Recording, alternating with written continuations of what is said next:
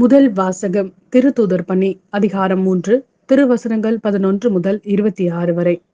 நலமடைந்த அவர் பேதுருவையும் யோவானையும் விடாமல் பற்றி கொண்டிருக்க, எல்லா மக்களும் திகிலுற்று சாலமோன் மண்டபம் என்னும் இடத்திற்கு ஒரு சேர ஓடி வந்தனர். பேதுரு இதை கண்டு மக்களை பார்த்து கூறியது, எருசலேம் மக்களே, நீங்கள் ஏன் இதை பார்த்து வியப்படைகிறீர்கள்? நாங்கள் எங்கள் சொந்த வல்லமையாலோ இறைப்பற்றாலோ இவரை நடக்க செய்து விட்டது போல் ஏன் எங்களையே ஊற்றி பார்க்கிறீர்கள்? ஆபிரகாம், ஈசாக்கு, யாக்கோப்பு என்னும் நம் மூதாதையரின் கடவுள் தம் ஊழியர் இயேசுவை பெருமைப்படுத்தினார். ஆனால் நீங்கள் அவரை புறக்கணித்து பிலாத்திடம் ஒப்புவித்து விட்டீர்கள். அவன் அவருக்கு விடுதலை தீர்ப்பு அளிக்க முயன்ற போதும் நீங்கள் அவரை மறுதளித்தீர்கள். நீங்கள் தூய்மையும் நேர்மையுமானவரை மறுதளித்து கொலையாளியை விடுதலை செய்யுமாறு வேண்டிக் கொண்டீர்கள். வாழ்வுக்கு ஊற்றானவரை நீங்கள் கொன்று விட்டீர்கள். ஆனால் கடவுள் இறந்த அவரை உயிரோடு எழுப்பினார். இதற்கு நாங்கள் சாட்சிகள். இதோ உங்கள் கண்முன் நிற்கிற இவர் உங்களுக்கு தெரிந்தவர். இயேசுவின் பெயரே இவருக்கு வலுவூட்டியது. அவர் பெயர் மீது கொண்டிருந்த நம்பிக்கையால் தான் இது நடந்தது.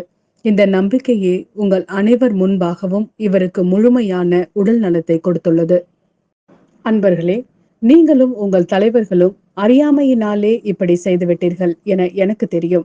ஆனால் கடவுள் தம் மெசியா துன்புற வேண்டும் என்று இறைவாக்கினர் அனைவர் வாயிலாகவும் முன் அறிவித்ததை இவ்வாறு நிறைவேற்றினார். எனவே உங்கள் பாவங்கள் போக்கப்படும் பொருட்டு மனமாறி அவரிடம் திரும்புங்கள்.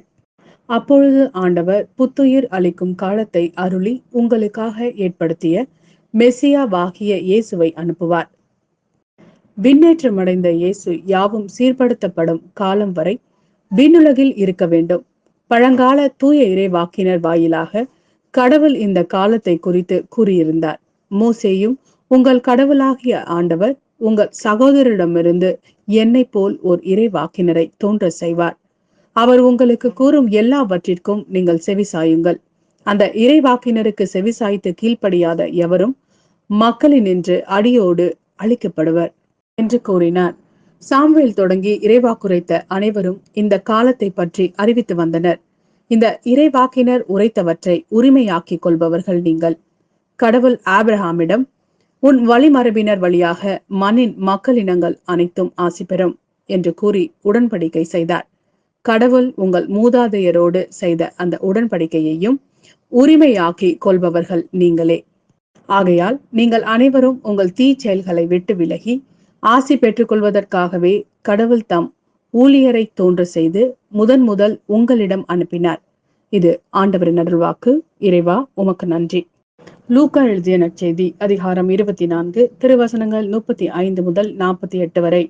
அவர்கள் வழியில் நிகழ்ந்தவற்றையையும் அவர் அப்பத்தை பிட்டு கொடுக்கும் போது அவரை கண்டுணர்ந்து கொண்டதையும் அங்கு இருந்தவர்களுக்கு எடுத்துரைத்தார்கள். சீடர்கள் இவ்வாறு பேசிக் கொண்டிருந்த போது இயேசு அவர்கள் நடுவில் நின்று, உங்களுக்கு அமைதி உரித்தாகுக என்று அவர்களை வாழ்த்தினார். அவர்கள் திகிலுற்று அச்சம் நிறைந்தவர்களாய் ஓர் ஆவியை காண்பதாய் நினைத்தார்கள். அதற்கு அவர், நீங்கள் ஏன் கலங்குகிறீர்கள்? ஏன் இவ்வாறு உங்கள் உள்ளத்தில் ஐயம் கொள்கிறீர்கள்? என் கைகளையும் என் கால்களையும் பாருங்கள், நானேதான். என்னை தொட்டு பாருங்கள். எனக்கு எலும்பும் சதையும் இருப்பதை காண்கிறீர்களே, இவை ஆவிக்கு கிடையாதே என்று அவர்களிடம் கூறினார். இப்படி சொல்லி தம் கைகளையும் கால்களையும் அவர்களுக்கு காண்பித்தார். அவர்களோ மகிழ்ச்சி மேலிட்டு நம்ப முடியாதவர்களாய் வியப்புக்குள்ளாகி இருந்தார்கள். அப்போது அவர் அவர்களிடம், உண்பதற்கு இங்கே உங்களிடம் ஏதேனும் உண்டா என்று கேட்டார். அவர்கள் வேக வைத்த மீன் துண்டு ஒன்றை அவரிடம் கொடுத்தார்கள். அதை அவர் எடுத்து அவர்கள் முன் அமர்ந்து உண்டார். பின்பு அவர் அவர்களை பார்த்து, மோசேயின் சட்டத்திலும் இறைவாக்கினர் நூல்களிலும் திருப்பாடல்களிலும் என்னை பற்றி எழுதப்பட்டுள்ள அனைத்தும் நிறைவேற வேண்டும் என்று நான் உங்களோடு இருந்த போதே உங்களுக்கு சொல்லி இருந்தேனே என்றார். அப்போது மறைநூலை புரிந்து கொள்ளுமாறு அவர்களுடைய மனக்கண்களை திறந்தார்.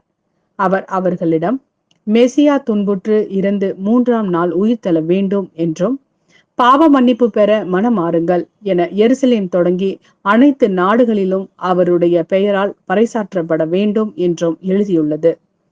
இவற்றுக்கு நீங்கள் சாட்சிகள்.